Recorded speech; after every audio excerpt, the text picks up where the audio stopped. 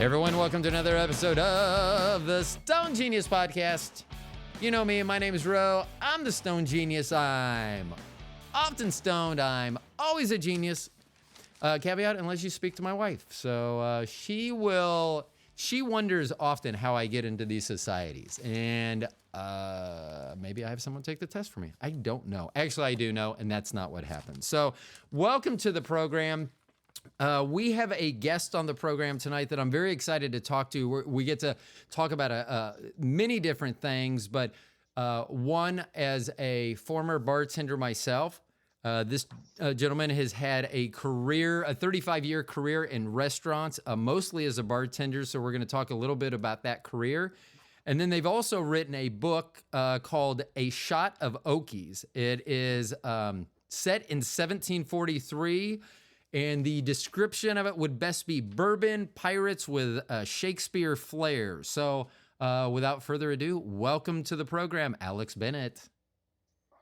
Thank you. Thank you very much. Thanks for having me. I appreciate it. It's an honor to be here. Yeah, I'm so excited. So I guess my first question, as a former bartender myself, I was a bartender at a restaurant, not at bars. It was like a bar and grill, Bennigan's back in the 80s and 90s. So I probably didn't have I obviously didn't have the storied career you did, but let me ask you first, how did you make it 35 years? Well, that's a good question. I guess I'd have to answer it with some thick skin, because in the end, and before I even say that, I say anytime you stand behind a bar, and I don't care if it's a Bennigan's or a restaurant or a bar, or if it's just a slab on two barrels, you're bartending, man. If you got a crowd at the bar and you're entertaining people and you're making drinks, and more importantly, if you're interacting and conversing with them, then you're bartending. So I wouldn't disparage what you've done in the past, what I've done, and still do currently. But to answer your question, I fell into the restaurant world. My parents bought a place when I was 16 years old, and I literally started washing dishes. So what kind of place was it? A sit down place? What? I guess it was a sit down. So if you were doing dishes, so what type of food? Oh yeah, so it was a pizza place, pizza grill. It was like a neighborhood little pizza place in Joliet, Illinois. It's still there. It's called Maury's Table. It's been there since 1971, I believe, and they bought it in '87. And so I literally say I grew up there, and by the time I was 19, I was kind of running the kitchen, started serving. I turned 21, started bartending. By 25, I say I was that place. And the long story short on it is that my parents ended up selling it to my in-laws. They ended up becoming my former in-laws, and that's kind of how I ended up out of that business. Wow. And on a side note, I get along great with my ex in a lot of ways. It was the best thing that ever happened to me because restaurants tend to consume your life, especially when you're running one. And I say that place consumed my 20s, and being forced to get out of it and kind of go out there and kind of take on life, it opened up my eyes. It opened up a lot of doors to me. It got me out of my comfort zone, and I had to grow as a person. And so from there, I actually went to school. I got my certification to teach English. I got my master's in education. And in the course of doing that, I ended up at another restaurant, because I needed to eat while I was in school. And then I just served and bartended, and I knew what I was doing. And I also knew, it wasn't going to take all my time. I didn't take all my focus. And the wonderful thing about being a server and a bartender is when you leave work, you walk out that door, man, you leave it behind. Your phone doesn't ring. Right. And so, the process of that, I graduated in 2010. At the time, the housing market had collapsed. I was one of 1,200 people applying for these different jobs. And my boss, who's currently still a really good friend of mine, and I actually work for him, he bought his own place, and I currently work there. But he said to me, hey, if you want full-time hours, man, I'll give you full-time hours. And so I decided, this must be my fate. I got to settle in and make the best of it. And honestly, I'm glad it did because I have gained so much from bartending and interacting with my regulars and really my friends that they have become that, I wouldn't have gained in another profession. Did you have an exact moment where you just kind of So here's how I relate it. My parents, after my dad had a stroke, they had a minivan. Our kids had been younger, and they wanted a minivan so we could all drive everywhere. And my wife and I refused to buy a minivan. And so after my dad had a stroke, he kept wanting to get rid of the minivan, and he wanted to sell it to us. I'm like, I'm not buying it. So he finally like, I will give you the minivan. And so I begrudgingly drove it. But then one day I just had this epiphany that a car is a car. It doesn't matter. And, I had that. And it was funny because as soon as I had that realization, I think within 7 days, someone ran a light, T-boned me, and I got a brand new SUV out of it. So, but I just wonder whether there's ever that epiphany, like you said, that you're like, well, I kind of got drawn back into this, but did you ever just say, because I think it does take a kind of a change of a mindset from doing a job to saying, this is where I'm supposed to be. So did you ever have that epiphany? Yes, absolutely. And you're absolutely right on that. And I kind of go back to my story, because when I went to school, like at the time, I didn't know what I was going to do. And honestly, I didn't think I could be a professional server or bartender and actually support myself and support my kids that way. And when the school thing worked out the way it did, like I said, my boss had said, hey, if you want to work full time. And so I'm working full time and I'm seeing what I'm making. And that was a corporate restaurant. And the nice thing about it was that I could get health insurance through it. So it's sort of like, well, I can get health insurance through this and I can support myself. And through my custody, I got my boys half the week. I got them every Saturday night, Sunday, Monday, Tuesday. So I would literally work all day, Wednesday, Thursday, Friday, and I'd work Saturday night, but then I'd be off Sunday, Monday, Tuesday. So I could still be a part of their life, participate in it, and that sort of thing. And so when I looked at the overall picture, I realized that this is actually a really, really good gig for me. And at that point, I started developing. I've been there enough years. I started developing my own regulars. I always tell young bartenders the goal of this is it's like your own business. Your shifts are your shifts, and as many people as you can get to come in and see you as busy as you're going to be. And so that started happening to me, and I'm looking at my days going, well, I can kind of making $100 on my Wednesday lunch, so I should just keep working this out and let it play out the way it has and kind of put everything behind me and raise my kids and get to the next point in my life. And so, I'd say the day came when, I'm looking around at what I'm going to do. And I got this thing staring at me in the face where it really works out with the things that are important to me. And I got to accept it for what it is and take it for what it is. And that was really probably about 2011, 2012, so a good 10 years ago. And I've been doing it ever since. And it sounds like the way you're speaking that it really because you get that, so like me, I used to have a corporate gig and I had a lot of responsibility. But like you said, there's a benefit of being able to walk away from a job and not having them call you after you leave. And Absolutely. so I do sales right now, and I tell them, I go, you hired me to do sales. Let's not worry about anything except sales. You give me the number that you will be ecstatic with me hitting. I will hit that number for you. And, because that's all I want to do. I want to come in and sell and leave. I don't want to be bothered and do some things. And once you come to that because it gives me the opportunity to do this. Because I'm not focused on the money. So and there are times, because I'll record this after I've worked all day, where I will turn a customer over just because I need to leave, because I would rather do this than help the customer. But it's by having that job, it allows me to do this, because my other jobs would not have allowed, I would have been responsible for whatever the outcome was and whatever I was engaged with. So there's a lot of benefit to that. And it's like that fits in so well with your family as well. Well, actually, it's interesting that you're saying this, because the advice I give to a lot of young people is that, as we get older, we tend to become our profession, so to speak. Yes. Where, if you're a doctor, and that's what you are, and that's what everybody identifies you as, and this and that. And so, you look at a person who works in restaurants as a server or as a bartender or whatever, and,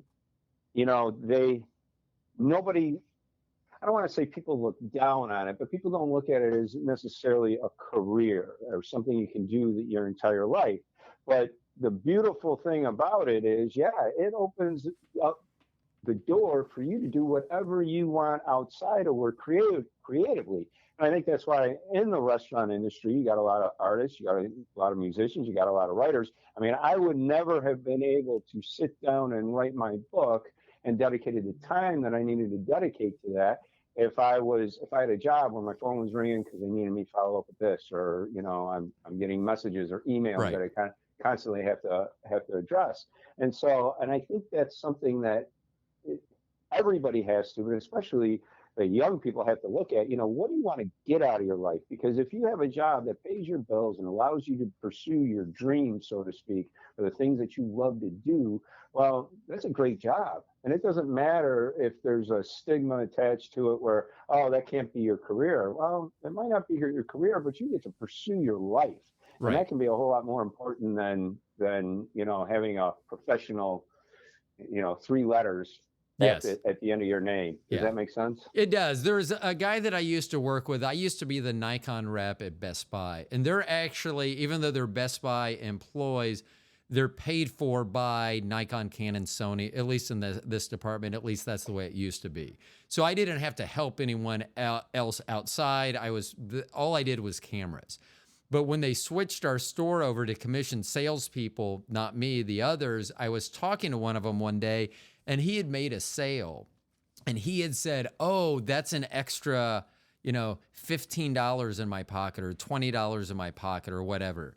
And see, I don't think of money like that. I think of, oh, that means I could leave an hour earlier and still make the same amount of money I would have in a full day, because my life is outside of work. So I've often said this. I'm in commission sales now, and if they gave me, and I've said this, I don't give a shit. You can throw out there a number that you think is so astronomically high. It still needs to be attainable, like something that's never even been done by the store as a whole.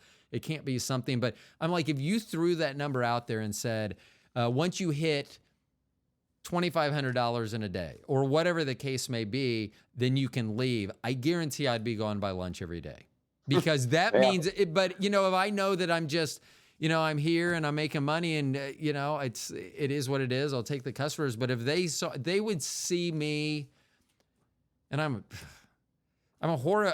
I don't know how I'm able to keep the jobs I am. I think it's because I take that back. It is because of my personality. So when I was a bartender and a server at Bennigan's, I remember one day they were doing I forget whatever, it's not chores. I forgot what they called it at the end, like doing silverware and things like that. Side work. Yeah, side work. So I was up there, and I think I was eating. I think I was the daytime bartender. I was working till the evening. And so I think I was back there eating, and our training waitress was there with a trainee, and she was talking to them. And I just said, hey, if you want to be an amazing waitress, then you need to listen to everything she has to say. And it was funny because she goes, yes, but if you want to make money, you need to have a personality like he does. I was horrible. But my personality would make, because I would joke, someone would come in and go, I want a Cosmo. I'd be like, you can fucking have a beer or a shot. Which one of those two would you like? And then I would eventually turn it around where those were the options. I don't want to make you, and so that's why it was the personality, because you can, like you said, you own your time. So if I was gone one day, I had to be off from a normal shift, I would have regulars that would come in, see me not there, and turn around and leave.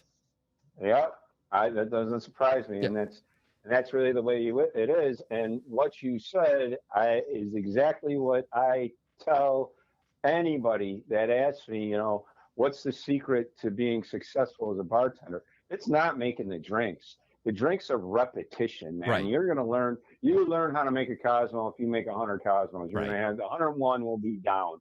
It's about interacting with the guests. It's about every single person that sits down at your bar. You strike up a conversation with them. You get to know them. Maybe 1 in 10 come back. But if you got 1,000 people that come through your bar in the course of a month, well, you got 100 people that you're going to be seeing every week or every other week or whatever it is. And you're going to stay busy and you're going to stay good and you're going to stay fed and you're going to stay warm and dry. And that's what's important. Right. And then you build on it from there. And so it's conversing, it's interacting. It's a social job. It's not like a production job, and that's really, you get to know, that's like I said, my regulars have become my friends. They call me up. I get invited to weddings and stuff like that. And as we get older, it gets harder to get together with people. And so I tell them, oh, well, come in and see me for lunch. Right. You got to eat lunch and we can hang out for a little while. And yes, I live off of their generosity. I'm always appreciative for that. But, they come in for a reason. I give them good service. They hang out. They have a good time. And in a lot of cases, they get to know each other, which is even better because they're all hanging out with each other. And it's like hanging out with the boys for me, if that makes any sense. And it's, sometimes I don't think about situations until I'm kind of forced into, and you're not forcing me into thinking about it, but as you're talking about I've always thought that in my career I think it was a year and a half. I probably bartended. It wasn't super long. I was hired in as a waiter because I needed a job during the day because my regular job was just in the evenings. And they almost immediately, because of my personality, put me behind the bar, which I was fine with because I would much rather do that. But it just, when I used to travel, I was a trainer with Sprint, and I used to travel all over the United States. And as you mentioned that, especially, and I noticed this in Minneapolis, because it was so fucking cold in Minneapolis when I was there, that where I would always stay, there was a couple of restaurants like right next door. So I didn't have to go out, warm up the car. I could just walk next door. So I was going, and now that you mentioned that, I would see people at the bar, and a lot of times I'd be like, that's kind of sad. That guy sitting at the bar, sitting there talking to the bartender. But, now that I think about it, it's the camaraderie. If they weren't there talking to you or whoever the bartender was, maybe they're at home by themselves. Oh, absolutely. And I never thought, so it doesn't, even just talking to you in this brief bit, it totally changed because I would see those people and I'm this, they're probably looking at me and thinking, oh, the poor sap, he's eating by himself because he travels all the time. At least I was the one by myself. They're at the bar talking to someone and I was like, oh, the poor person. So it's funny because I've never thought about that until you talked about the sense of community that you created at the bar. Oh, yeah, absolutely. It's funny, like, one of the things that we try to find in our work is purpose, Right. And you can look at bartending as what's the real purpose? Well, I wait on you, I get your drinks, I clear your plates, stuff like that. But there's times when my purpose, so to speak, becomes very apparent when I realize that people needed the hour and a half or 2 hours that they sat with me. And one of the best examples I tell is that, I had this lady, I used to work Wednesdays with another bartender. I closed, she was the first one in. And we had this regular, her name was Ginny, and she would come in usually around 5:30 and stick around till 7 or so. And she'd have a dirty martini with blue cheese olives, and then she'd have a glass and a half of Sauvignon Blanc. And she'd usually order some food in there, but we just sit and talk. We talked about a million things, books, kids. Her daughter was into making documentaries in Alaska. My kids, just everything. We talked about everything under the sun. And that went on for about 9 months until she comes in one day and she got a gift for me and the other bartender. And she gives it to us. And we're like, what's this for? And she goes, well, this is probably going to be the last time we see you. And, kind of a shocking moment to hear that because we got along so great. We look forward to seeing her. She looked forward to seeing us. And so we're like, why? What's up? And she goes, well, I haven't told you any of this, but my brother has been in hospice for the last 6 months, and I've been staying with him to take care of him. And I can't tell you how much I needed the hour and a half every Wednesday that I spent with you guys. And we're like, well, you never said anything. Why didn't you say anything to us? Because she goes, because I didn't want to. I didn't want to think about it. I just needed to come in here and talk about everything else that we talked about and get my mind off of it, because for the rest of the week, I was going to be dwelling on what I was dealing with my brother. Right. So it was kind of one of those moments where it's like, okay, there is a bigger thing to this. And I have plenty of stories like that. But when you hear that from somebody and you realize just how much they do look forward to you and how much you do affect their day positively, kind of, it's when you look at yourself in the mirror and go, okay, man, there is a bigger purpose to this. I am needed in a way that I never realized before. And, I keep coming in and just doing my thing. And hopefully it's like that with a lot of other people too. Yeah. Yeah. Let me ask you this. So I had mentioned this and I don't remember why I was talking about, on a recent episode, I had talked about my bartending. Oh, I think it may have been the anniversary. It's about 30 years since I shaved my head. Okay. And well, I shaved it because at this time I was living in Florida. I had like shoulder length hair and it was like having a wet mop on my head. I played basketball every night outside and it was just, so I shaved it. And then a few years later when I met my wife, she was like, oh, you should grow your hair back for the wedding. And then Mother Nature was like, ha, ha, ha, ha, ha, I'm not going to let you do that. So I've been basically bald since. But so back in 93, when I shaved my head, I always joke it was me, Charles Barkley, and Michael Jordan. People just weren't shaving their head back then. And so I remember when I was bartending, once my head was shaved, I had a few girls come in, and they were there meeting to go out for a bachelorette party. And so they had said, "Oh, you shave your head? Why?" And I was like, I'm very cocky, so I'm sure I said some shit like, because I look good this way. And then they were like, can we touch it? And so as a joke, I said, sure, for $1, I'll let you touch my head. So each one of them grabbed $1. And then every girl that came after that, they're telling, oh, he'll let you rub his head for $1. And then they would tell other people. And at the end of the night, they invited me out to the bachelorette party, which I went out and I went out and attended, but I was like, that's probably the wildest. I don't ever remember going out with a group or something, but it was just so, but that's what bartending, it's not like a normal job. I mean, like right now I sell orthopedic shoes and I do a tremendous value to people that are in tremendous pain with their feet. That being said, I hate feet. I can't even tell you how much I dislike feet.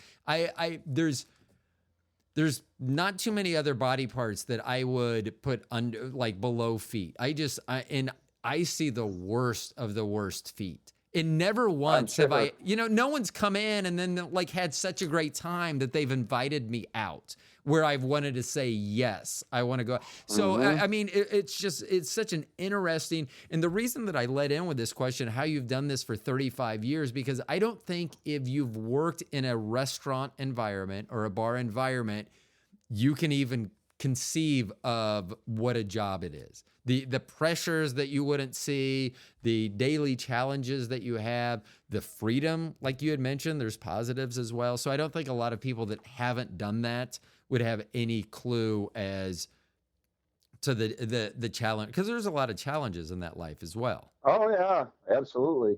So let me ask you this, following up on my story, what's the craziest thing that has ever happened? What's the craziest interaction, whether it was at the bar, outside? Do you have a story that just pops immediately to your head?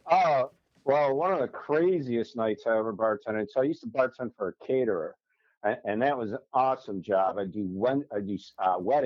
The problem with it was only Saturday night, and this was going back to the early 2000s when I first got divorced. But I loved that job, and I mean, there were plenty of times when I got invited out to after parties, and one thing would lead to another or whatever. But the craziest night was, so I like I said, I live in Joliet, Illinois, and that's a very southern suburb of Chicago. In fact, a lot of people don't even consider it a suburb of Chicago. It's right where 80 and 55 meet. Yeah. But you go a little further south, it starts to get, much more country. And we had a wedding where where the bridal side was from one very small country town, and the groom side was from another very small country town. But they all knew each other, and they were all concrete laborers too. I got to put that in there because these guys were built. I mean, they were solid. Right. And so but the wedding starts, and it's very, like I said, it's very kind of rural. I guess you could call it like a bunch of hillbillies if you want. I don't know, but in the end, the wedding starts, and there's one guy there who's not part of the group. You can tell he's very artistic, so to speak. He could have been a band, or he could have been an artist, or something like that. And he kind of stood out, and they're all going out to their cars. They're all doing shots out there. They're drinking, they're whatever. And they're coming up to the bar, and they're drinking a lot at the bar. And one of the concrete guys, again, who was solid, I hear him say to one of his buddies, "I'm going to kick that dude's ass tonight," And hey, man, that's not for me. It's a wedding. It's your family. It's your guys. It's not for me to get involved in that sort of thing. But the wedding goes on, and all of a sudden, and everybody's dancing and this and that. And all of a sudden, you see this rush of people go to the front door, which is usually a sign that something big happened outside. Right. So I go wandering up there, and I see the guy who's artistic. He's kind of being helped along by two other guys, and his shirt's ripped, and he's got a cherry on his forehead, and it's obvious he's been fighting. And then I see the other guy being kind of walked away by a couple other people, and it's obvious he's been fighting. And I open up the door, and I go outside, and in the parking lot, there are 40 or 50 hillbillies just beating the piss out of each other. And I walk out there, I'm like, holy cow, like, they're all throwing blows. They're like picking each other up, dropping each other. It was absolute pandemonium. So, we always had a cop at the weddings, and I kind of wander around looking for the cop, and I find the cop with the groom trying to break up two guys who are fighting in the center of it all. And the funny thing is, I'm dressed to be working a wedding. So I got a tux shirt on and a bow tie, and, it's obvious I'm not a part of the wedding. And as I'm wandering through this melee, I'd have a guy stop, look at me, recognize me for who I was, and then turn around and look for somebody else to beat up. It was truly one of the craziest experiences I've ever had. So I find the cop though, and he's, like I said, he's by the groom, and he's breaking up a fight. I go, "Hey man, you want me to call Joliet?" And the groom jumps in and goes, No, you got to understand, we're all friends and family. It's okay. And I'm like, "No, dude, it's not okay." Oh my gosh. So yeah. So I end up calling Joliet. They send a few squads. Everybody scatters into the surrounding neighborhood. I walk back inside, and all the old people and all the kids are dancing on the dance floor now, like as it was everybody, all the boys are outside, just hanging fun. out, having like a smoke. The most normal thing in the world. And then the cops get there, and by that point the fight had ended, and whatever else. And so they look around, and they end up leaving, and then you just see these groups of guys coming out in twos and threes. They're in tuxes, and they're in suits, and they're all ripped up, and they're all beat up and everything else. They're drinking a beer. You could not tell who was on which side or anything else by the way they're interacting with each other. It was just like, that was just a normal, everyday part of the night. And that, of all things that I'll always remember in restaurants, it was just walking outside to see this battle royale is the only way I could describe it, of just guys just in the parking lot, just beating the hell out of each other. And then at the end, man, they're hanging out with each other like it was nothing, man. They're just laughing and, everything else. And, it was easily one of the craziest things I've ever seen. Did you work I was trying to think, and I was never, it was Bennigan's, for God's sakes. So there was never any fights or anything in there, but I remember being at some bars, especially, and it's funny because you mentioned country. When we lived outside of Kansas City, on the Kansas side, outside of DeSoto, Kansas, they had a little bar there. And it was a lot of fun to go to. Karaoke every Friday night. We would go. They know that if no one was singing, I would sing. They would just pick a song and pull me up there on stage, and it was so much fun. But on New Year's Eve one evening, just all hell broke loose. It was right after the release of some new iPhone. And the problem was all these drunk people at midnight, they got bottles of champagne. So instead of drink the champagne, they wanted to spray it everywhere. So people that had their iPhones out to take pictures were now getting sprayed. And I remember turning and watching this woman Superman across a table at another woman's neck because she sprayed her Oh. iPhone. And I wasn't bartending, but I just was like, that is insane. Did you ever have anything inside your bar happen where whether you had to get involved to break it up or whether they had others to do that, did you ever have anything that close around you? Well, yeah, there's always been, I've been worked shifts now very rarely. I mean, it's been a handful in 30 years because most of the places I ever worked at were not specifically bars like Right. that. They were more bars, restaurants. Right. But yeah, man, you see, usually what happens in that sort of case is one or two blows get thrown and then the sides break it up. Right. And that's generally what I've seen happen in that sort of thing before it breaks out into something bigger. When it breaks out into something bigger, that's when you have like families involved, and both sides are gonna try to. See, and I'm the type that I always say, if I really need it, I'm going to stick with my line that I'm not getting involved. So the funny thing about that night, we had gone with another couple, and where we were sitting, we were kind of, so I backed us into a corner, like the girls were behind me, or they were behind, I can't even think. Oh, it was Joey. And so the girls were kind of behind me and Joey. Well, Joey decided that he was going to be a peacemaker and try to get it broken up. Well, then he got in the middle of it, and so they just took everyone in the group and threw them outside. So it was just past midnight, so and cold here in Kansas. So we decided. So we just stared at him through the glass as he was outside, and he stood there while the fight continued because he was truly trying to be the peacemaker. But I thought about that. One of our neighbors was the bartender, and I thought about that after the fact. That, I wonder what she does. Because if I would have been behind the bar, I don't know. Like I say, I don't want to get involved. I don't want to get beat up for some shit I didn't do. There's enough shit that I do that someone could beat my ass for, especially my wife. But I don't need to inject myself into anything else. Yeah. And that's the advice that I give to anybody. If number one, if there's security at a place, so that's their job, man. They ain't gonna come back behind the bar and start making drinks for you. You don't get involved in breaking up fights for them. Right. Because what you said, you could be the peacemaker and there's just people throwing punches and you go to put your hand on somebody to just back them away while they feel you touch them, and then you're getting popped in the face too. Right. Nobody's thinking in those sort of contexts. That's why it was so weird for me to be able to walk through that crowd and not get hit, because usually it's not, there's not really much critical activity going on in somebody's mind. Yeah.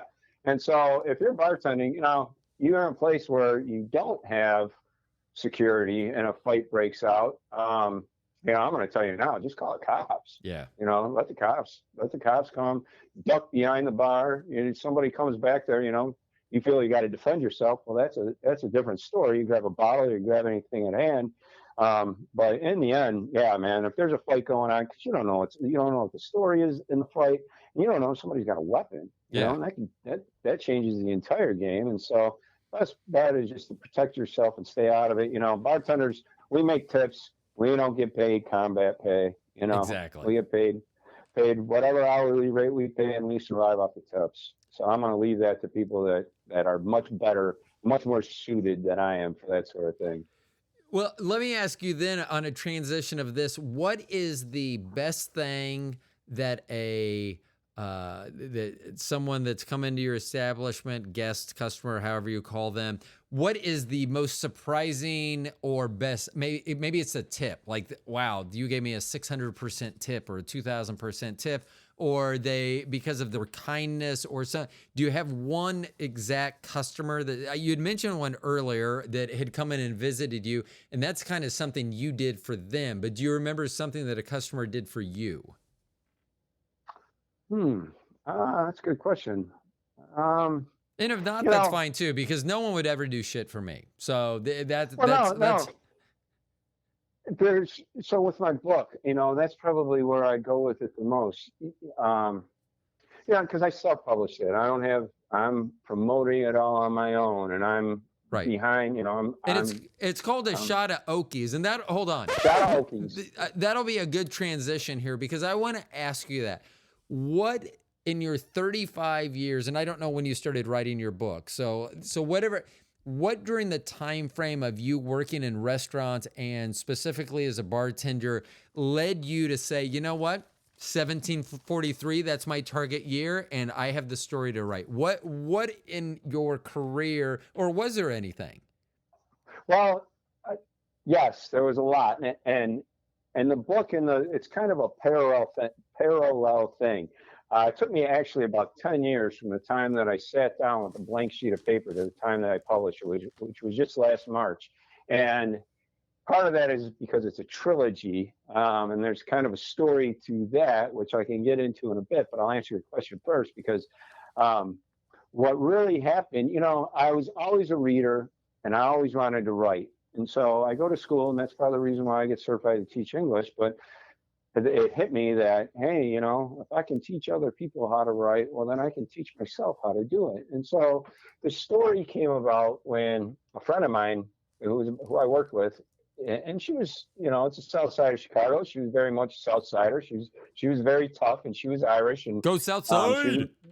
Yeah, well, Well, so I didn't mention this earlier. So our youngest attended Illinois Institute of Technology on the South Side. So okay. I actually think that I think for her, their 19th birthday, we took them and their friends to the top. I think the Top Golf was in Joliet.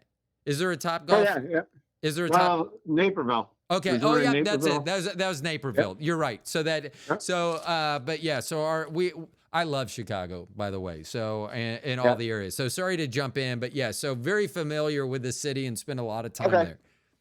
Well, she was very much a part of that culture, and she was a whiskey drinker. And one night we're working, and she broke a glass, and she got some pizza stuck in her eye, and it was a real mess for her. And she had to wear an eye patch for about 2 months. And so I used to always kind of tease her that, oh, you're a true pirate now and stuff like that, and there's a famous pirate. Her name's Anne Bonny, and she was an Irish pirate. And they say that she could fight like a man, talk like a man, and dress like a man, or curse like a man and dress like a man. And so, I kind of always tease my friend that way too. I kind of knew some of this stuff or whatever. And then I knew the history of whiskey from being in restaurants and that. And so it hit me one day, and she also was very much a person that would encourage me to write, and she had read some short stories that I'd written and stuff like that. And she's like, man, you got a talent with this. You're wasting your time being a bartender, and you should be pursuing this, whatever. And so one day it kind of hit me, the inspiration. I don't know where that comes from, it just, you can say it comes from God or the universe or whatever, but it hits me, a pirate who takes ships for whiskey. And from there I sat down and really started getting at it and started writing. And to answer your original question, the greatest thing that anybody ever did for me, and it was everybody, it wasn't just one person, because so I started working at like I said earlier, my best friend buys a restaurant. It's called La Dolce Vita. It's in Frankfurt. It's a little further south than Joliet. And he invited me to work for him, and I haven't had work for him. I was like, yeah, man, I'll come and work for you for sure. So I had my release party there, and it's like a book signing release party, that sort of thing, and I'm telling everybody, and I do have a page on Facebook and Instagram and Twitter or X or whatever it's called now, called Literary Booze. And I put notifications on there and tell everybody, hey, the book's out, come see me. I'm going to have the party on. It was in March. It was on a Wednesday night. And so walking into that day, we had about 40 people on the books for reservations, which is, pretty solid for a Wednesday night or whatever. Right. And but I didn't have any idea what to expect of how many people were really going to be there. And as it turned out, we opened at 4, and by 3:30 you couldn't get a seat at the bar, and by 5 o'clock you couldn't get a seat in the restaurant. And I mean, I ran around that place from literally 3:15 until about 10:30, and we closed at 9. But at 10:30, it was still half full because so many people had shown up for me that night that to support me. I ended up selling about 90 books there, and I signed about another 20 or 30 that people had bought and brought in, and it was so overwhelming. And honestly, I can't tell you how much I appreciated or how blessed I felt to have known this many people that have been pulling for me and wanted to show up for me and support me and, really kick off my career as a writer in a right foot or, in a Right. great way. And so I'll tell everybody, even if I were to have a book signing with 100,000 people showing up, which would be great and a great feeling, I'm sure. It won't be the same feeling. I'll never feel that again because there's so many surprises. I'd turn around and I'd see somebody I worked with 10 years ago that I hadn't seen or talked to, and oh yeah, sure, of course I was going to come in and support you. When I first started writing the book, they heard about it and they came in, and that to me was probably the greatest thing that my people have ever done for me, and I'll never forget that. That's awesome. There we go. Yeah. We got some applause for that one. All right. So, I mean, because that is neat. Having nowadays you can see it like if you're in some sort of industry and people can leave reviews or things because yeah. It's funny because I always say, if you read my reviews, you think I was a good salesman. And then if you talk to me, you would think, oh my God, he hates feet so much. But that's the thing is I can live in a world where I both hate feet and can sell shoes at the same time, because then I change it. It's not about the feet at that point. It's just about helping the person. Oh yeah, absolutely. I can't believe I just said that out loud. Well, I always say sales is sales, man. If you're good at selling, you can sell anything. It doesn't matter what somebody puts in front of you, you're going to be able to sell it. Right. And let me ask this again, because I think I heard it. I just want to clarify for Facebook, Instagram, and X, it was at Literary Booze. Is that correct? Yep, Literary Booze, yeah. Okay. So I was just going to say, I'll make sure that these links are on so everyone that listens to the show, jump over to our Instagram account and you'll be able to see all the links for Alex as well. And then where you can purchase a Shot of Oakies, some other thing. So now that you have this community that is championing you and making you just know that you're on the right path writing this book, what was the next step then? I mean, or had you already completed it fully and you were just... Well, because I can't even think about like to me, and I've had some artists, some singers on, and like I couldn't write a song for the life of me, and maybe I could, and I don't think I could write a book when I think about it. I'm great at writing notes. I have notebooks full of notes. I can write notes after notes after notes, and I can write questions. But as for, this is why I've tried stand up a couple times, and I'm not good. I'm not good at storytelling. I'm good at interacting with people. I'm not good at especially making something up and then, because you almost have to work from the beginning. This is how it's going to end. Now I have to figure out how to get there. Or am I wrong about that? Absolutely. That is actually advice that I give to everybody who tells me they want to write a book. I tell them, you know what? Start with your ending, know your ending, and work backwards, because then you know how to get there. Right. It's much easier to plan it out that way than to come up with your beginning and go, well, I don't know how it's going to end, because you don't know the direction you need to take the book then. Yeah. That makes any sense. Yeah, it does. That makes a lot of sense. And let me ask you this: were you ever fearful about either starting this endeavor, writing, or because it sounded like you wrote short stories and shared those, so it sounds like you had been writing, but was there ever a time where you were hesitant about either moving forward and self-publishing or showing it to certain friends, family, whomever? This is what I'll say to that. The most ironic thing, and I'm sure there's plenty of authors out there that are listening that might disagree with me on this, but in my opinion, or in my experience, the most ironic thing about being a writer is the fear of having somebody read what you've written. Like, there are a lot of people that have written stuff, but they don't want to let anybody read it because they're afraid of it. It's your baby, right? Something you throw a lot of time and investment into, and somebody reads it and goes, "Yeah, I don't really like it." It's painful. It is painful to hear that. Now, one of the one of the ways where I was really lucky being a bartender and doing this is I bring down rough drafts of like a chapter and give them to my regulars to read and get feedback. And that feedback ended up being invaluable. Now, again, I'm standing behind the bar making drinks, talking to other people while somebody's reading my book. And I can tell you, I'm glancing over to see how their reaction is as they're reading it. Are they laughing? Are they, frowning? Is there, like I'm trying to, it's one of those situations to where you're going, how do they feel about it? But, and at first, yeah, I wanted to hear this is the greatest thing in the world. And I love your writing and I love the book and I love this. But after a while, I realized the best feedback that I was getting was the stuff that said, this doesn't make sense to me, or I don't like this word here, or the criticism that you don't want to hear. Because when they were being honest with me about that, then I could say, okay, I need to change this. I can make it better.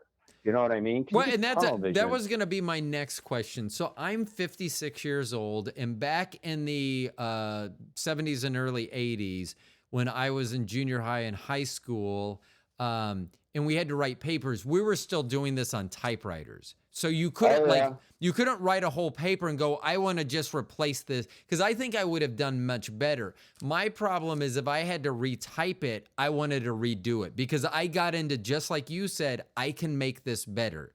And that was my own criticism. I mean, my mom would read it, and then I would change it, and then she'd read it again. She goes, this is not even the same story. And I go, I know, it's better. And it would frustrate her, because she wanted me to take whatever I had and just enhance it or tweak it, where I would find I can totally overhaul this. And that was one of my problems. I think now the way that you could edit, I would probably be a little more focused and it would take less time. But when I sat at a typewriter, I found that I could always make it better. So that while you were talking, I actually wrote down, do you ever even think to yourself, I can do better every time? Like you rewrite a certain section or part or chapter, and then when you're finished with it, go, I think I can actually make that better. And like redo the whole thing. You do? Okay. All the time. Yeah. And I would say to you, the book that's published, this is a trilogy. I don't know if I said that before, but the one that's published, like I could go through that again today and make changes. At some point you have to say, okay, I need to say this is good enough. It's never going to be perfect, right? But it's good enough that I can let it go and move on to the next thing. And going back to what you were saying before about being a storyteller, and that some of the other advice that I give people when it comes to writing a book is, you got to write what you know. You have stories from your life. That accident that you got into, you could tell the story of that day up until the moment that car T-boned you. That's a hell of an ending to a story. And that's the story that you write. You write what you know. You could write about selling. There's got to be a day where you sold something where you were like, man, that's a great, and you had the high from the success from it. And, you convey that feeling of the high and how you went about selling it and how it all played out. Again, that's a story that you can tell, that you know. The biggest mistake that people make, there's two of them, if you ask me. The first one is they want to conceptualize something that they have no frame of reference for. I could never tell a good story about like being a soldier in World War II because I never served in the military. So I would have maybe if I did a ton of research, and yes, there's things in my book from 1743 that obviously I never sailed on a wooden ship, but it would take a lot more for me to do that sort of thing and make it credible. Where somebody who's in the military, you could tell a story about being in Iraq where you go, wow, okay, man, that's the real deal because that dude lived it. The second biggest mistake, and this kind of goes with what you're saying too, is that people sit down thinking they're going to write the bestseller, and you're not. You're going to write the rough draft. And from there, you're going to polish it, and you're going to edit it, and you're going to reread it, and you're going to go, you know what, this word would be better here, or this sentence would be better phrased this way, or this scene might be better in the beginning of the chapter as opposed to the end of the chapter, because books are really, they're living things in a certain sense as you're writing them, and they're going to evolve in your mind. There's days when I get done and I think, man, it's perfect. And then, I'm cooking dinner or whatever that night, I'm going, oh man, I got to put this line in there. Or, oh man, if I could add this element to it, maybe it's some weather or a lightning strike, or maybe it's a sunset, or maybe it's just a little bit of description on the scene or a smell or something like that. but it brings the scene more alive. And that's really when you're writing, as opposed to when you're just sitting down, like tapping out words, if that makes any sense. You're looking for ways to really, make it tangible for the reader. Right.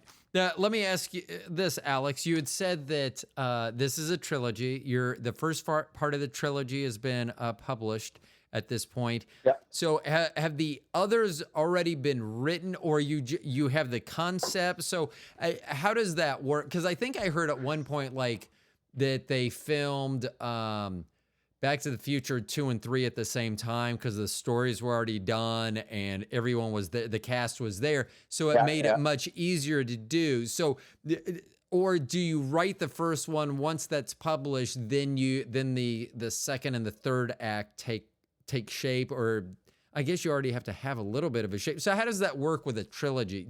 First thing I guess I should ask, did you know from the very beginning, from the get-go, this is a trilogy? No. Okay.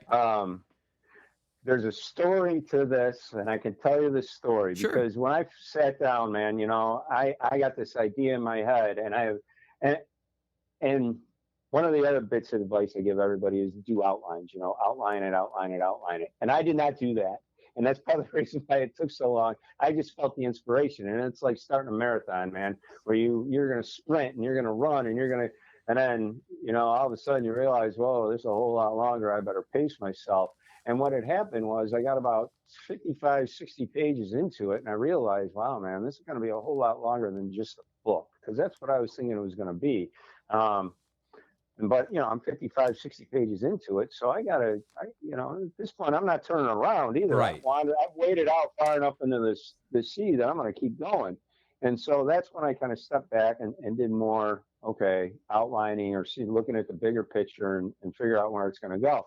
Now, as it's at the beginning, the idea was to write the first book, publish it, write the second book, publish it, write the third book, publish it. But the problem with writing historical fiction is you don't know what you don't know. And there's lots of things that we take for granted today that didn't exist back then. And some of them are words. And one of those words for me was the word shot. And I'd written the entire first book with the idea of my characters, I'll buy a shot, we'll have a shot, we'll do a shot. And then I had this kid come popping in the work and he said, hey, I heard the origin of the term shot. Do you know what it is? And I looked at him and said, I didn't know there was an origin of the term shot. And there's actually two of them. The first one goes to England, where a shot is an ounce of alcohol. While in America, it's an ounce and a half of alcohol. And they say if you're in England and you want the extra little shot, well, you better throw your bartender an extra little shot. And so it referred to tipping. The second one goes to the American West, where cowboys didn't carry money, but they carried bullets. And a 45 caliber round was 12 cents. A shot of whiskey was 12 cents. So it was a barter system. I'll trade you a shot for a shot. The problem with both is they're about 100 years after my book, so my characters wouldn't have a frame of reference for the use of the word shot that way.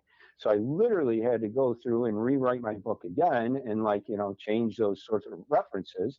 And at that point, I realized, man, I better at least write the rough drafts for all three, get them down, run into all the things that I might run into, create all the characters that I might need to create. Because one of the other things I hate as a reader is when I get to an end of a book and suddenly the Superman character shows up and saves the day. And you go, where did that person even come from? You know what I mean? And so I thought to myself, if there's going to be somebody who's important in the third book, I better at least reference them in the first book and introduce them in the second book. So that way, when the third book comes around, you go, okay, this makes sense now. So that's kind of what took it 10 years to get to this point, was that, I got through the rough draft at least 3 times on each book just to work all that stuff out. Part of it was the timelines. Back in those days, it took 8 to 10 weeks to cross the Atlantic. And so if there was news in the Caribbean, well, it was going to take 8 to 10 weeks to get to England. And at one point, I'm writing a chapter and I'm writing this section, and I knew there was something wrong with it, but I couldn't figure out exactly what it was. And then I realized I got people in Scotland that are discussing events in the Caribbean that had only taken place 3 weeks ago. And at that point, it's sort of like, well, that's impossible. You know, they didn't have telephones. They didn't have the internet. Carrier pigeons couldn't make it that far. So then I had to go, okay, I got to go back again, and I got to figure out the timeline, and I got to reset everything. And so And so that's how it worked out for me, to where all three books got written before I took the first one to the next step. And at this point, I'm now almost ready to bring the second book to the next step, which would be, getting it to the publisher. I do have a couple more. I want to go through it a couple more times. Like I said, you can go through these things a million times, but I do want to go through it a couple more times and just make sure I got all the little details ironed out.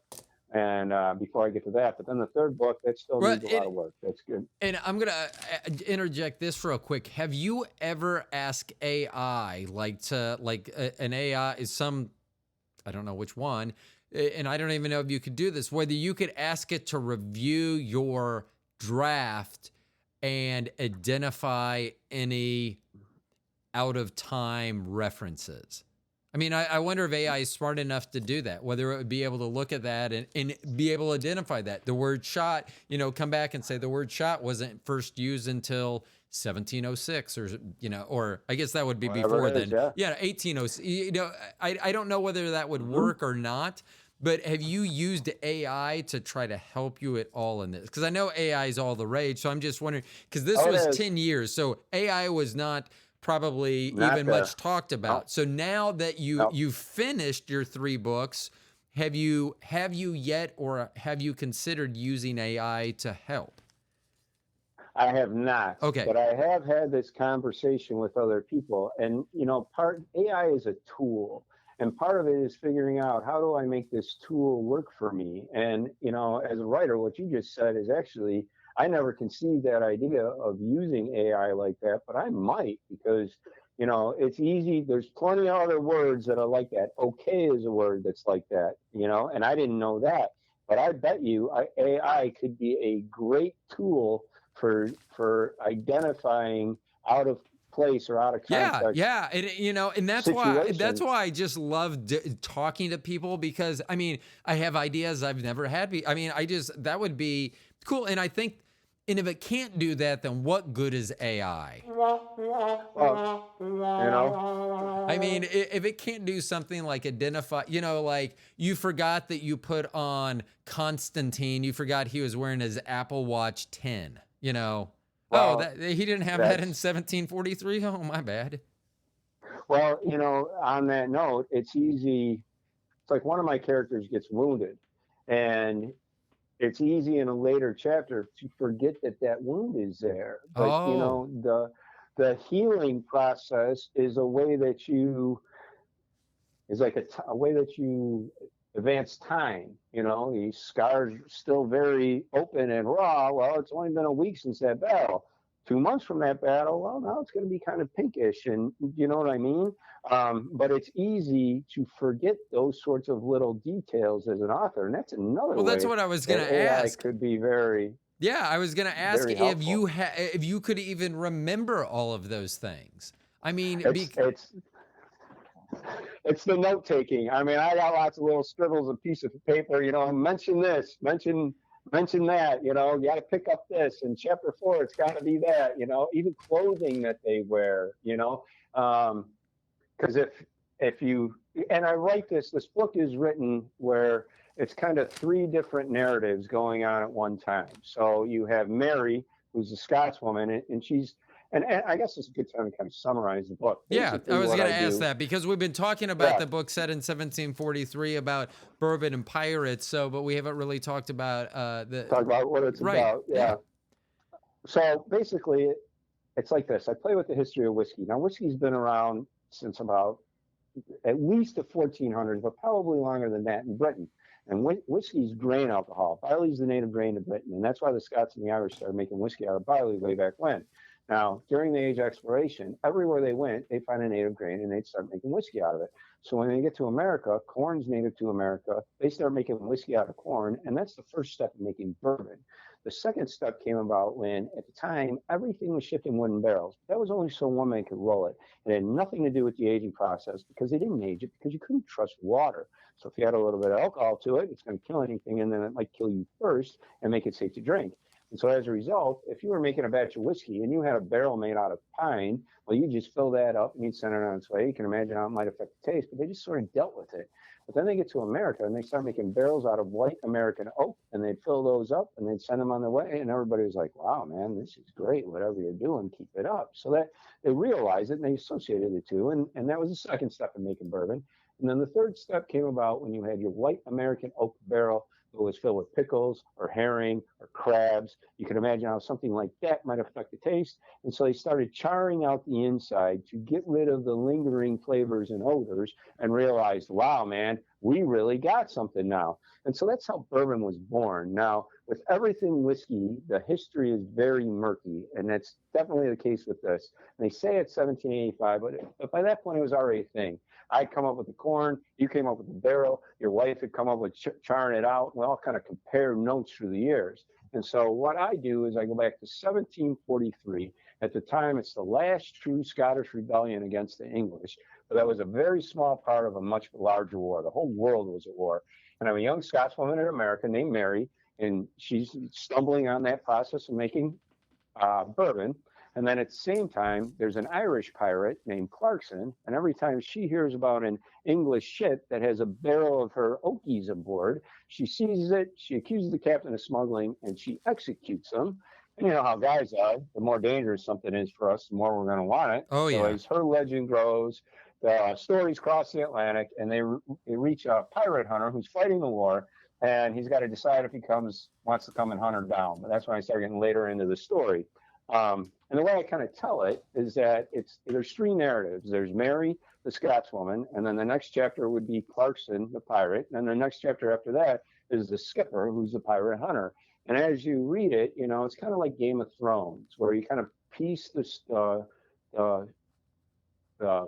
storyline together through all these different perceptions. And it starts out with this old sea captain wandering into a bar in Kingston in 1785. And when he sits down, the bartender asks him, you know, what can I get for you? And he says, well, I was really hoping for a shot of Oakies. And she says, I never heard such a thing. What is it?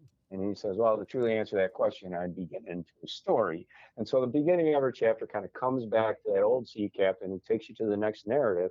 And so, you know, I forgot. Oh, we got hit to this point because it was like this, because I would talk about Mary in chapter 1, and then she's not going to, you know, you're not going to revisit her until chapter 4. Well, in chapter 4, if it's the very next day, she's got to be dressed the same, or, you know, she's got to be if there's something that was in that first chapter that would carry over to the fourth chapter, some little detail, whatever it was, I had to make sure to mention it. And that was very much a very tricky part to writing the book and writing it this way. And it's the same with, you know, Clarkson or the skipper or whatever else. You know, all these characters, like I said, if one of them got wounded, well, then I had to make sure I mentioned that wound in a later chapter. And it's easy to forget those details. Right. And then, so once it's published, I guess that's what editions, like a second, maybe, I don't know. I mean, so is that something if you're like, oh shit, that shouldn't have been there. I forgot, I should have revisited this or something. So you can't go back and edit that. Okay. Well, you can, you know, again, it's editions, and authors do it all the time. Now, that's part of the reason why I'm doing it the way I'm doing it, where I got the story nailed down and I'm comfortable in that, saying that. And that way I'm, you know, I hope that I don't have to make those sort of changes later on. Right. But you can do it. I'm just really, really trying to avoid it. And that's part of the reason why it took 10 years to get to this point. Right. So do you have any fears about once you got this first one published, did that change your outlook on the second and third installments? Did it go, I've done that, now I can move? I mean, was there any sense of accomplishment? And I ask because my uncle, my mom's brother, she would always get frustrated because he's an artist and would do he's been working with paper sculptures and things, and it's just amazing. Okay. But she would my mom would get frustrated with him because he wouldn't finish things. And I said that I thought, without talking to him, I go, I don't think you understand. I think in his mind that once it's finished, it's done. And so by him Yes. not finishing it, it leaves it open, and there's still like, there's some anticipation that he can revisit it or something. So once your first installment was published, did you have did it feel like a weight was lifted? Did it feel like more pressure now? What were those feeling once that first one's completed? You know, it was a feeling of responsibility, I guess is the best way that I could answer it, because now the book's out there. There's people reading it. They Right. want to know the rest of the story. Oh, So yeah. I'm responsible to them now. It's not, the story. And this is another thing that I advise people when they say they want to sit down and write a book. You got to write it for yourself. You Right. can't write it because you think you're going to be a best-selling author. You're actually lucky if you can be a best-selling author. So you got to sit down and you got to write it because you got to get the story out. It's inside you. You're inspired, and you got to get at it. Now, once it's out and people start reading it, well, then all of a sudden it's not just about me anymore. It's about them. It's about the people that come up to me and say to me, "Hey, man, I love that first book. When's the next book coming out?" And now I got to tell them, "Oh, shit, man, I'm hoping to have it out in like a year or so," And it doesn't put pressure. I can't tell you that I feel pressure by that, because I'm going to write it the way it's going to be written. Is it motivation? Are you feeling motivation? It's motivation. It's inspiration, but it's the responsibility that, okay, man, there's people that really like this, and even if it's only 10 people, there's still 10 people that want to know how this story ends. And so I feel that, like, I got to stay dedicated to it to finish it for them any more than I do for me, if that makes any sense. And I still feel the drive internally for myself, and I'm hoping that at one point I get this thing done and I can focus. I got other things I want to write. I can focus on some of that, but for now, man, this is what I'm going to do, and I feel the responsibility of having to see it through. Well, I didn't even think of that about a trilogy, because that is one thing that I have liked with TV, especially like the Yellowstone thing that's going on, because they went back to, like, I don't know, whatever year, but it was one season and it was done. They told the whole arc was done in one season, because that would be frustrating if you would get into a show and then it wouldn't get renewed. And it was like an eternal cliffhanger. And I never thought about that. You basically, by making a trilogy, you kind of screwed yourself, because you do have to come out with episodes 2 and 3 now. Yeah, absolutely. Oh, absolutely. yeah. I didn't even think of that part of it. So on the horizon, with installments 2 and 3 on the horizon, what is the thing that you're anticipating, looking forward to the most about the near future for this trilogy? I think, okay, this is going to be another kind of story. Like the cover, I love my cover. The cover art is, I say, it's probably better than the book. I have to live up to it. And I found my artist through Instagram, and the story behind it is this. Being in restaurants and bars, I know a ton of artists. I thought it was going to be easy to find somebody to do my cover, right? But I wanted one of those old style painted covers from the 80s, right? And it was very hard. Most of the people I know are young, and they just don't know that style. And so one of the people I was talking to said, I think it's pronounced gouache. It's like Gauache or something like that. Uh-huh. And she said, if you can find somebody that can do that, you got your artist. So I'm scrolling through Instagram, and I find this, I'm looking at that style, and I find this portrait of the girl that's my pirate, man. I'm looking at that, going, man, she's her. And then I'm just looking through cover art, and I find this 80s cover that's pretty much kind of what I'm looking for. And I tag them both, and it turns out it was the same guy, So I reach out to him. And I say, oh, man, I got this great idea, and blah, blah, blah, blah, blah, and I want you to do this, and I want you to do that, and da-da-da-da-da. And his response was, that's all very interesting. What's your budget? Which, right. Fair enough, man, fair enough. And so we kind of go back and forth. And in the course of that, he's telling me, I've been doing this for 30 years. I'm a professional. I've done 400 book covers. Like, you're going to get what you pay for with me, and it's going to be worth it. And it was a lot more than I expected, but, it's a cover. And right. That's the first impression. Yeah, I mean, if it's exactly. out, and I don't know how many bookstores are still left, but I loved going to bookstores, and that's what would catch your eye. I mean, they would put it on an end cap, and you have a if you had a crappy cover, no one's looking at the crappy cover. I mean, so No, exactly. And yeah. so the process with that, we have a conversation. He sends me a sketch, like a black and white just sketch, and I look at it. And I'm like, all right, man, we're on the same page. Give him some feedback. We talk colors, and then he sends me what's called the color comp, which is like the cover as it would stand, when making sure that the colors that he's using are what I have in mind and whether I like it and this and that. And again, we're on the same page. I give him a little bit of feedback, what I'm looking for, some little details, and then he took that color comp and he used that as the template for the actual painting. Now, the process for this was a good year and a half. So if anybody's out there thinking about doing it, give yourself plenty of time from the cover. Now, part of that was because it started in COVID. I was working a ton because we didn't have any, that was during the restaurant labor shortage. Right. And so I was having a hard time even working on my book. And I said, go ahead and take your time. But, he had said to me from the beginning, expect it to take a good year. Now, when I got the first book published, I had reached out to him and said, hey, and we, I'd like to think that we became friends through the process. And I said, I want to hire you for the second one. And I told him at the time, and he had told me that, hey, I can't read every book that I do the cover for, so don't expect me to read your book. But by the end of it, he said, I'm going to go ahead and read your book. I'm interested in it. Maybe the cover or whatever, he's kind of kidding around with me. And so I told him, if you got an idea, if you read the first book and you say, I got this cover for the second book, knock yourself out, man. I don't even have to see it. We don't have to walk through that process. You just send me what you got when it's ready. And, I have complete faith that it's going to be wonderful. And that's one of the things I'm excited for the most. And I do have to reach out to him and let him know where I'm at in the process, just, because obviously getting the cover is right. You can't beat him to the finish line by too much. Yeah, exactly. So, but I am very much looking forward to seeing what he comes up with for me.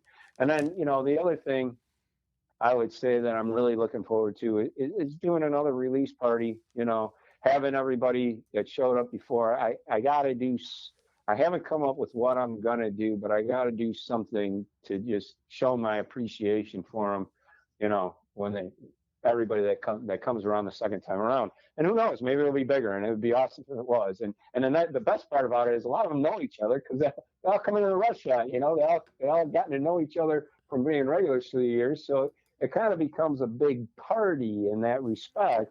And it's a great time. And so I'm very much looking forward to that.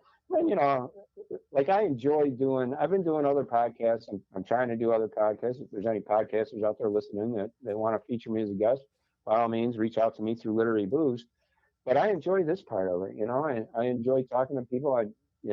Having people interested in my book, wanting to listen to me. And hopefully, when I tell some of my bartending stories and tell some of my writing stories, I inspire some other people to take the jump or take the plunge as well.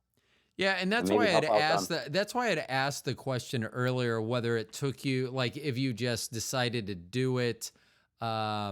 Because with podcasting, I just recently released my 250th episode. You're actually way down the line. Sorry, Alex. You're in the 260s, okay. I believe. But so I've been doing this for a while, but I actually delayed for a year. I kept just telling myself no one wants to hear my voice. But what changed is as soon as I started thinking like you did, that I am doing this podcast for me, so that I can learn things, so that I can enjoy. I mean, because there are a lot of things that we've talked about tonight. I personally am not going to go out and write a novel. At least I don't think so, because I just haven't been motivated to do so. But it is interesting learning about all the different nuances about, even the words. I wouldn't have thought about that. I probably would have, but there would have been way down the list before I would have got to it. And, that's, you kind of learn as you go, without a doubt. Right. I'll tell you that for sure. But, it's all learning. Any new experience that you take on is going to be a learning process. You got to kind of go easy on yourself that way. Right. So, but doing the podcasting, what's that? No, I was, go ahead and finish. Sorry. Well, I was just going to say, doing number one, congratulations on 250 shows. Thank That's you. great. But I imagine doing the podcasting is a similar thing. We all have to have our creative outlet or that thing that and this kind of goes back to what we were talking about in the beginning. That thing that doesn't define us through work, that we enjoy doing, that we, gives us kind of that added purpose in life. And hey, man, if podcasting is it for you, that's great, man. I don't. And it's funny because being a bartender, I have had people tell me you should do podcasts, but it's just not going to be. I don't. I respect it, obviously. I mean, here I am talking to you, but for me, the drive isn't there to Right. want to do it, if Yeah. that makes sense. So I don't know if I'd be all that good at it without having that drive like what you have. And I think part of it is I just have this eternal quest for knowledge, even if it's not knowledge that I'm going to put into application, because I can't say never, but I don't think I'm going to write a book or a novel. That being said, I have found it immensely interesting, the information that I found out from you over the past hour, because, I wouldn't have thought about I would have thought about things that were out of place, because I watch a lot of movies, and every once in a while you'd be like, that watch wasn't made back then, or this wasn't you would see things out of place, and that's a visual. I can't even imagine being the written word and then having to identify all those, because especially if you're having to edit or go through this is why I guess having someone be able to be a trusted source to read and kind of edit and do that, because you're so used to the text that you wrote it once. So what makes you think you're going to see it when you're reading it, going back through Very much so. Yeah. And you get tunnel vision as a writer, very much so. And you need, again, that's why I say, I'm lucky to be a bartender for a lot of things, but that's why I was really lucky to be a bartender, because I could bring it in and give it to people, and they could look at it and go, no, man. And even sometimes they'd say, this is a better way to phrase it. Right. Yeah, man, that is a better way to phrase it. Thank you. And you need that feedback. And it's hard to find that in writing communities, to be honest with you. A lot of writers don't want to put out there what they're doing, afraid of other writers stealing their ideas. And then there's a lot of writers that don't even they won't talk about their creative process because they're afraid if they do, they'll jinx it. And so, it's can be difficult for writers to find those trusted people, for sure. But it sounds like you have found at least one that has helped you get to this point. So let me ask this. So part one, installment one, is called A Shot of Oakies. Do you have, Shot of Oakies. You have, is installment 2 and or 3, or do you already have set titles for them? For book 2, yes, it's called The King's Firkin. It's Firkin is Firkin. And what the firk is a firkin? It's a little cask. I get asked that a lot. It's like you have, when you think of barrels, well, a barrel is a cask. It's a size of liquid measurement. So you have hogsheads, which are the largest barrels or casks, so to speak. And then a runlet is the smallest one. A runlet would be something like you could pick up, a keg as a bartender. That's a cask, so to speak. And a firkin is a little bit bigger than a runlet. So it'd be something that, like boxed wine.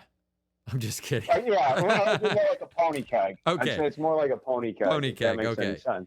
Yeah. So, and it's called a King's Firkin? The King's Firkin. The King's Firkin. Okay. Yeah. And it's a reference to the first book. There's a situation in the first book that it's a reference to. Okay. So when people have finished reading the first one, as soon as they see the title of the second one, it should ring a bell for them. Yeah. And actually, at the end of the first book, I did include the first chapter of the second book, kind of as a teaser to give you a little taste of what's coming, but also, so that you could see the title and know when it's coming out. Right. The third book, I have not figured that one out yet. I'm kind of hoping that comes to me in the next, 3 months or so. So do you have I got some ideas. Do you have an ETA for the King's Firkin? Do you have a street date or a release date in mind for that, or a target date? I'm hoping April, May at the latest. The production side of it involves a lot of people, and I will have it edited. Um, Anybody who's curious, the editing costs about, at least who I'm going through, is 1.3 cents per word.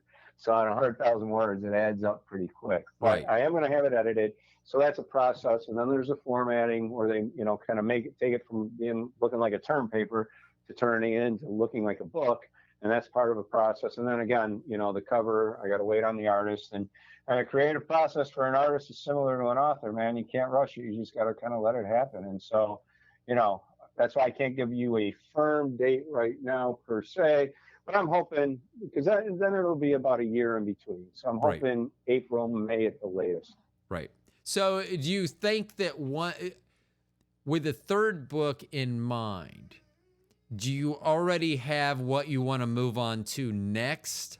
So recently I had an author on, and he had a trilogy, and they were going to add a fourth. He was going to add it was always going to be a trilogy, and then once it was done, he's like, I needed a fourth book. So are you set with this trilogy and you're ready to move on to something else, or do you think that you may revisit the trilogy at some point, or do like a TV show, like a spinoff or something? No. It's done. Okay. It'll be done after this one, without a doubt. The ending is done. It's written. I know how it ends. It's all that sort of stuff. The loose ends are tied up. This one will be done, and I'll move on. But I do have other things that I want to write. Absolutely. A lot of it's actually based on restaurants. Is it? So what would be? What do you think that the theme or the thread, whatever the narrative of your next? If you had to decide, if you had to tell a publisher or something what the next title after this trilogy or what the next theme is going to be, what would you say right now today? Well, actually, what I'm going to do is it's going to be a website, and it's going to be called Literary Booze, and I'm going to basically create and I have a lot of stories written for this already that I did in the past, and sometimes here and there I'll write one because it hits me. But basically, what I'm going to do is create a restaurant bar where when you go to the site, you'll see the floor plan. So you'll see like Alex is bartending and Liz is serving and Jackie's managing, and if you click on Alex, it'll be a hyperlink. It takes you to the story of Alex behind the bar that day, whatever it is. And the idea of these stories is that you'd be able to read them about 20 minutes, about the time that it takes to have a smoke or, have a drink if you're sitting at the bar. Right. And in there, you'll have the regulars, let's say Bill and Uncle Mark or Rags. And if you like Bill, you could click on that and it would take you to a hyperlink. It would have Bill's stories or, Uncle Mark's stories in the restaurant, whether they're behind the bar while I'm working it or behind the bar while Jackie's behind the bar or Liz is behind the bar. And then it'd be the same sort of thing. If you click on Liz, it's going to be a story that she tells or from her perception of the day.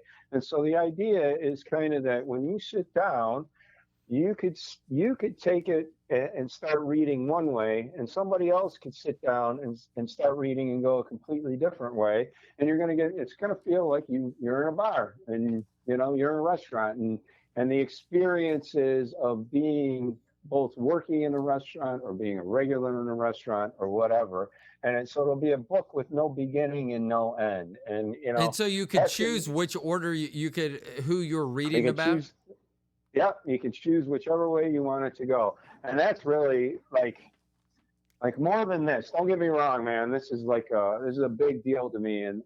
But that's really like, if I'm going to pin my writing career on anything, that's what I want to work toward pinning it on. And so that's part of why, I've stayed dedicated to get this done. I want to get it done. I'm hoping to have the third book out by the following year, so that way I can move on to it and start really digging into Literary Booze and making it happen. Okay. Now, currently, when I do the Instagram page and the Facebook page, what I do is I highlight an author every month and, do quotes and text about their lives. This month was E.E. Cummings. I'm trying to think who the next month is. But ultimately, if you go there, and you follow it, every day I do a post, and kind of respond to it. And then, like I said, if I have announcements, sometimes I do dramatic readings and post them on there. stuff like that. But eventually, I want this to evolve into this concept of this book of no beginning and no end, and this is what it's like to be in a restaurant. That's really cool. So I'm gonna follow this up with one final question, I guess. So when you were mentioning the future with this almost like a live book going on, you had mentioned the names Bill, Uncle Mike, and Liz. All of those I could just say, oh, that's someone. But then you also said Rags. Now, Rags seems like that may be based on a real, because it's like Bill, sure, a Bill. Uncle Mike, sure, Uncle Mike down the street. Liz, oh, Liz. And then it's Rags. There seems like there's a story behind the character Rags. So Rags is my first regular ever. And Rags he was a World War II vet. He was in the Army. He was stationed in Hawaii on December 7, 1941. Wow. So he was there. He fought the Japanese all the way up to Tokyo. And I mean, when I say to you, he was the first regular that I got to know at Maury's way back when. He was the first one. And Rags is actually in A Shot of Oakies. There's, in that first beginning scene with the old sea captain, Rags is sitting at that bar, and Rags is Rags, man. And I used to always kid with him. When he turned 93, he lived to be about 98. When he turned 93, I looked at him that day and I said, geez, I guess if I want to live a long time, I got to do a whole lot more smoking, drinking, and carousing. And Rags had this way. He'd go, he'd laugh. You son of a bitch. And, but he's a really good friend of mine. And I really respected him. He respected me, told me a lot of great stories. Really learned a lot. You learn a lot from people who have experienced what he experienced, because you learn life at its very most basic situations, I guess I'd say. And so, yeah, Rags is Rags. And if you pick up my book, A Shot of Oakies, you'll get to know Rags. In fact, I've had people that knew him that have read it and said to me, man, it's almost spooky how much you remind me of him. And he will always, everything I write, there will be a Rags if there's a bar, because he's just one of them guys. Now, Bill, if you want to hear another story real quick before we end it up. Okay, yeah. So Bill is probably one of my second best regulars. He started coming in literally 15 years ago when I was in the transition time and decided I wanted to be a full-time bartender. And the place I was at, it was very busy, and we'd have 3 bartenders on the course of the night. You have one doing the service well for the servers, and then we'd have one doing the bar top. Then we had high tops, and the other one would be doing the high tops. I was doing the service well that night, and he was picking up a carryout order, and he sat down, and the order was running a little late, and so he sat down, ordered his drink, and I started chatting with him, and he's a Vietnam vet, and so he's got very much, he's got a sense of humor too. Let's put it that way. And so he's kind of starting busting my stones a little bit. And like I said, this was a corporate restaurant. You had to be a little more leery about the interaction that way. But I grew up working with these guys who were all World War II vets and Korean War vets and Vietnam vets. So I kind of knew how to react to them. And so we're going back and forth a little bit. And at the end of it, he says to me, I got one more question for you. And I go, what's that? He goes, are all the other bartenders here assholes, or are you the only one? And I looked at him and I said, well, judging by the people I attract, I think I'm the biggest one. And he's literally been coming in almost every shift ever since, unless he goes out of town or, is incapacitated some way. I know I'm going to see him every one of my shifts. And again, he's becoming a really good friend of mine, and I've done private parties for him and stuff like that. And it's those people that really stick with you. So, yeah.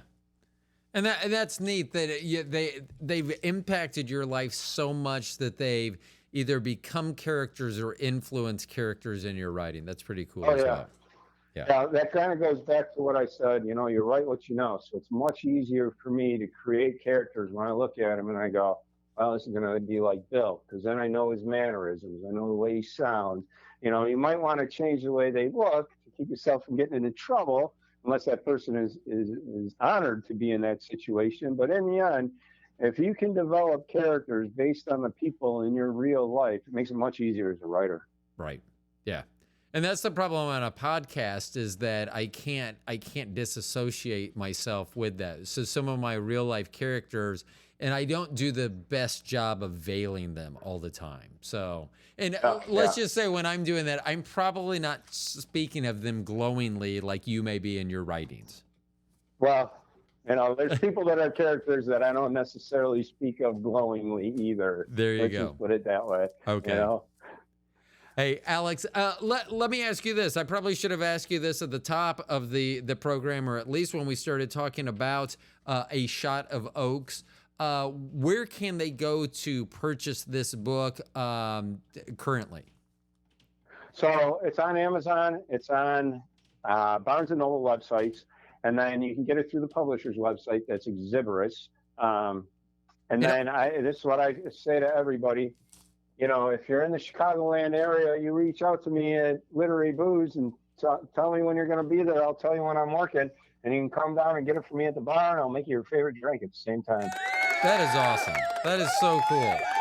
So, and that is neat that they can go out and buy the book. That is neat that you would offer to have them reach out to you as well, because it's been a real joy talking to you. I hope that we can circle back around, because I would like to hear more as you get closer to your anticipated release date of maybe next April or May, that maybe we can touch base again, because I'd really like to see from where we are today, what, if anything, has changed and how that has changed, better, worse, or indifferent. So I would love to circle back around, because it's been a lot of fun talking to you. Oh yeah, no problem. It's been great to be here. It's been fun for me too. And yeah, I'll absolutely, when I got a hard date coming up, I'll reach out to you and we can go from there. Okay, that sounds great. For everyone listening to the show, this was Alex Bennett. You can find him at Literary Booze. That's at Facebook, Instagram, and formerly Twitter, now X. So at Literary Booze, which is, I hope I'm spelling this right, LITERARYBOOZE. That's correct. Okay, perfect. So, and for everyone, you can always go to the Stone Genius Instagram page. I will have all these links on there as well. Alex, thank you so much for being part of the program. It's really great to talk to you today and get to know you and hear about your stories of your 35 years in the restaurant and bartending industry, and also about your currently released book, A Shot of Oakies, and then also about what you have on the horizon with this trilogy. All right. Well, thank you very much. It was an honor to be here. I appreciate you having me. Oh, it was so much fun, Alex. Thank you so much. Everyone else, that was Alex Bennett at Literary Booze. Thank you all so much for listening to the program. You guys know me. My name's Ro. I'm the Stone Genius. We'll talk to you all later.